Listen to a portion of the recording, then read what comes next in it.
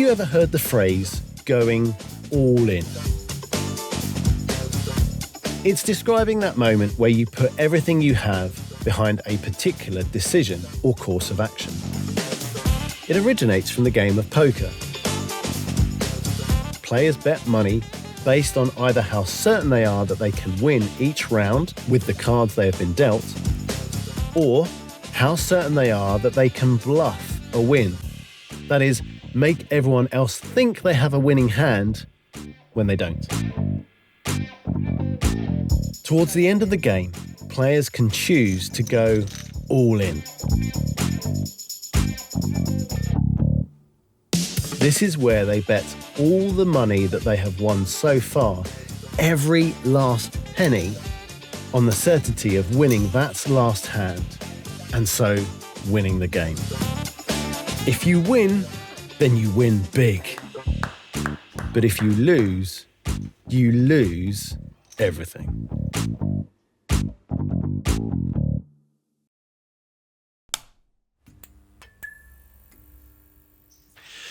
When you're playing poker with your friends just for fun, this isn't a problem. In these kind of games, you may only be playing for a few pounds, maybe a handful of dollars. That's even if you're playing for money at all. But imagine playing a high-stakes game where you are literally putting hundreds of thousands of pounds into the pot, or maybe even millions of dollars. Deciding whether or not to go all in a game like that would be a really big decision indeed. Towards the end of his life, Jacob, the son of Isaac and the grandson of Abraham, he came to a point where he had to decide whether to go all in or not. He had to decide whether he would put his life on the line in order to fix his broken relationship with his brother, Esau. But more than that, Jacob also reached the point of going all in his relationship with the Lord. This was the point where he would decide just how committed he was to God and just what he was prepared to put on the line to receive all that God had promised. If Jacob went all in and it paid off, he would win big. But if Jacob went all in and failed, he would literally lose everything, even his life.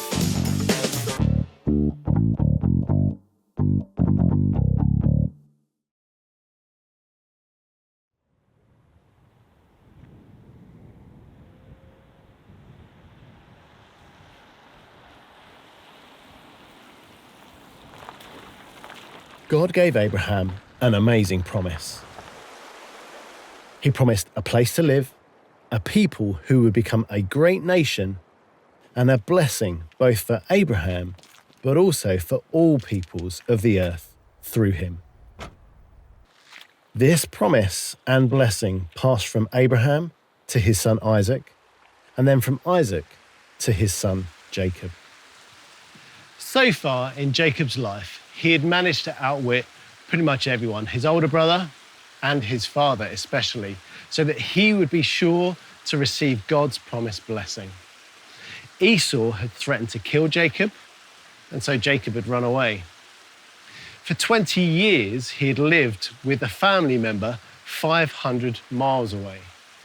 And during that time, he had married, had lots of children, and had become very successful in business.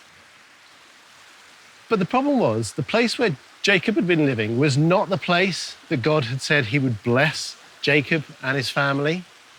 That was back where he'd come from in the Promised Land. And so finally, God told Jacob it was time to head home. The only problem was that he would have to finally confront his brother, Esau. We're going to join Jacob about to cross a river. He's reached the edge of his homeland on his way back to the land that God had promised him and his family. Jacob had already sent messengers ahead of him to let his brother know that he was coming. The messengers returned and explained to Jacob that Esau was going to come and meet him along with 400 men. It's no surprise that Jacob was filled with great fear and was very distressed. It seemed as though Esau was coming to carry out his threat to kill Jacob. What did Jacob do? He prayed. This is what he said. O God of my father Abraham, God of my father Isaac, Lord, you who said to me, go back to your country and your relatives, and I will make you prosper. Save me, I pray, from the hand of my brother Esau, for I am afraid he will come and attack me, and also the mothers with their children. But you have said, I will surely make you prosper, and will make your descendants like the sand of the sea, which cannot be counted. Jacob was someone who relied on his cunning and ingenuity. As a young man, he had cheated, tricked, and wiggled his way through life. For example, he had outwitted and outmaneuvered a relative named Laban, the one he was living with, who himself had tried to cheat Jacob out of payment for Jacob's hard work.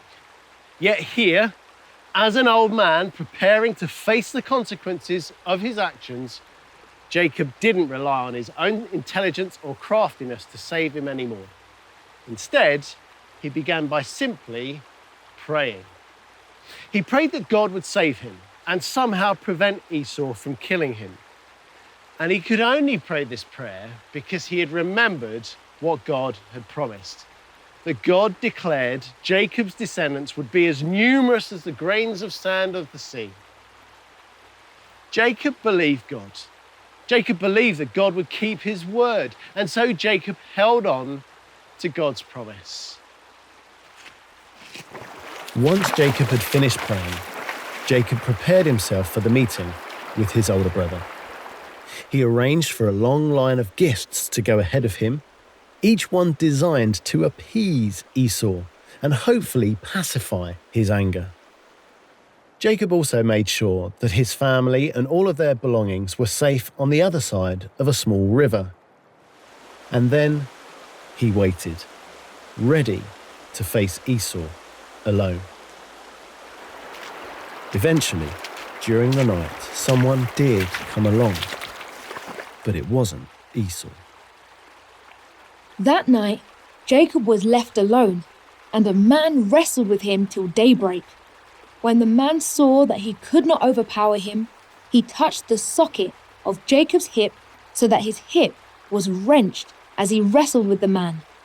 Then the man said, "Let me go, for it is daybreak." But Jacob replied, "I will not let you go unless you bless me." The man asked him, "What is your name?" "Jacob," he answered.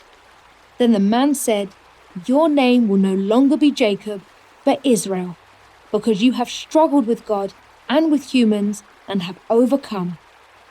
Jacob said, "Please, tell me your name." But he replied, "Why do you ask my name?" Then he blessed him there. So Jacob called the place Peniel, saying, "It is because I saw God face to face, and yet my life was spared."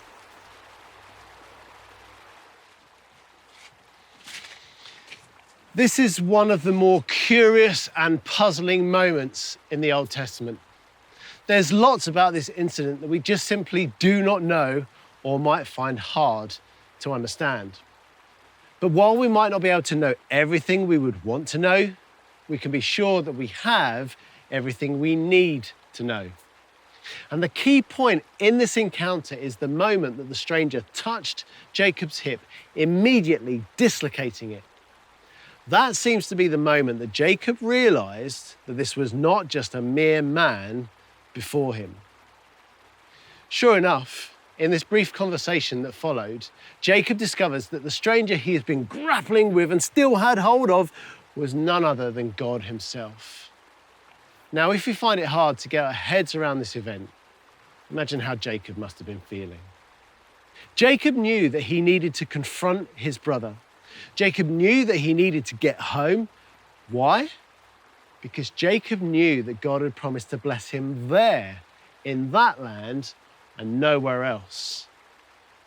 Jacob believed God. Jacob believed God would keep his word. And so he held on to God's promise. We've already seen that. And now, even though God himself was standing in the way, Jacob was determined to receive the blessing that God had promised. First to his grandfather Abraham, then to his father Isaac, and now to him. And so, despite being exhausted, despite being in great pain, despite literally wrestling with God, Jacob held on and wouldn't let go until God kept his promise. The moment he realized that he was wrestling with God, Jacob knew that he faced a big decision in his relationship with the Lord. There, locked arm in arm with God, the time to go all in was now or never. Either he would get God to keep his promise and bless him, or he would most likely die trying. In the heat of the moment, broken, beaten, with nothing making sense to him, Jacob knew all he could do was hold on to God's promise of blessing. And that meant literally not letting go of God, holding on to him until he had kept his promise.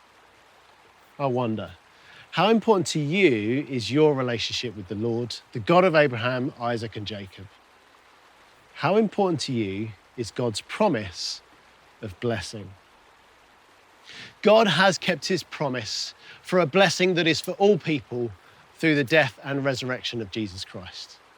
Through our faith in him, God has promised to bless us with forgiveness for sin and eternal life with him in a perfect new creation. So, when people make fun of you for taking an interest in Jesus, are you prepared to endure that struggle to keep hold of God's promises? When people make life difficult for you for being a Christian, are you ready to resist the urge to give in to the pressure that you face for the sake of the blessing of knowing God and following Jesus? Or what if life becomes or is really hard for you? Nothing makes sense, and it seems that even God himself is somehow set against you. Even then, will you hold on and wait patiently for God to keep his promises as he said he would? Jacob was ready to struggle both with man and with God. He was prepared to face the consequences of his actions concerning his brother, and he was even willing to wrestle against God himself to make sure he received the blessing that God had promised. What will you do to keep hold of God's promises? What will you do to receive the blessing that we have been given through faith in Jesus Christ? In this series, we've been looking at the promise God made to Abraham, Isaac, and Jacob, the promise that has been the foundation of God's people throughout history. The promise was given to Abraham, who received it by faith and so was counted as righteous. Even when Abraham and Isaac's faith was put to the test, not even death could overcome that promise. We discover that though Isaac was obedient to his father and ready to die, he was ultimately saved by the substitute that God himself provided. As for Jacob, he lived out a life of growing faith in God. It started with seeing the true value of God's blessing. It became real and personal to him in the dream of the heavenly staircase. And it finally resulted in him going all in to make sure that he received the blessing promised by the Lord. God's promise to Abraham, Isaac, and Jacob was a promise to bless them with a place to live and a growing family. And God kept that promise. God's promise to their descendants, the people of Israel, was in part a promise to bless them and make them into a great nation with a land of their own. And God has kept that promise too. But ultimately, God's promises are for all people. God promised to bless people from all the nations of the earth with a forever home and a forever blessing. And God has kept that promise. He kept it through his Son, Jesus Christ. So, by faith, build your life upon the strong foundation of the Lord, the God who is the God of Abraham, Isaac, and Jacob, the God of you and me, and look forward to receiving his promises and his blessings. Hold on as if your life depends on him, because actually it does.